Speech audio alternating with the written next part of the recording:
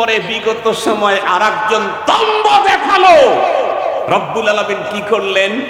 ওকে শেষ করার জন্য বাবা ব্যবহার করলেন না, পোলাদেরকে দিয়ে শেষ করে দিলেন। বাবা ব্যবহার হয়েছে না পোলা?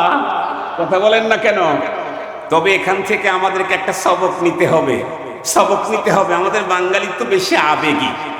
বিগত স্বৈর শাসকের বিরুদ্ধে কথা বললে মানুষ যে খই ফুটতে থাকে, কিন্তু এখান থেকে মূল যে সবকটা নেওয়া দরকার ছিল সেই সবক আমরা নিচ্ছি না। সেটি কি? ওদের মতো আগামী দিনেও যদি কেউ দম্ভ দেখায়, তাদেরকে পোলা দিয়েও শেষ করবে না, নাতি দিয়েই শেষ করে ফেলবে। এজন্য কেউ দুনিয়াতে দম্ভ দেখাইতে যায় না, দুনিয়াতে কেউ অহংকার দেখাইতে যায় না। আল কিবরিয়া রিদাই, অহংকার রব বলে এটা আমার চাঁদ, একমাত্র আমার জন্যই অহংকার মানায়। পৃথিবীর আর কারো জন্য অহংকার করবি প্রতিবন্ধী মশা দিয়ে শেষ করে দেব। এই জন্য অতীতের ওদের কাছ থেকে আমাদেরকে সবক নিতে হবে।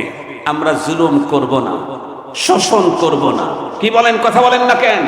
চাঁদাবাজি, কথা বলেন, চাঁদাবাজি, দখলবাজি করব না। এখান থেকে সবক নিতে হবে।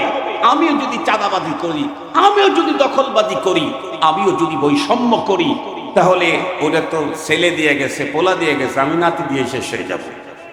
আল্লাহ আমাদেরকে সবক নেওয়ার তৌফিক দান করুক, জোরে বলেন আমিন। তাহলে আজকে থেকে কি বুঝলাম? কোরআনের বিদ্যাই একমাত্র বিদ্যা, যেই বিদ্যা অর্জন করার নিয়ত করার সাথে সাথেই মর্যাদা বাড়া শুরু হয়। মরণের পরেও কোরআন তার মর্যাদা বাড়াইতেই থাকে। সুতরাং আমরা এই বিদ্যা অর্জন করবো তো ইনশাআল্লাহ। ছেলে মেয়ে সবার জন্য কোরআনের বিদ্যা চাই। কথা বলেন, ছেলে মেয়ে সবার জন্যই কোরআনের বিদ্যা চাই। এতদিন পর্যন্ত বলা হতো তোমাদের মাদ্রাসায় ভূগোল পড়াও, ইতিহাস পড়াও, অমুক পড়াও। এখন দ্বিতীয় স্বাধীনতার পরে মুসলমানদের আবেগ আর চাওয়া হলো, স্লোগান হলো স্কুল কলেজ ইউনিভার্সিটিতে আল্লাহর কোরআন পড়াও। এটা এখন নতুন স্লোগান আমাদের দ্বিতীয় স্বাধীনতার পরে।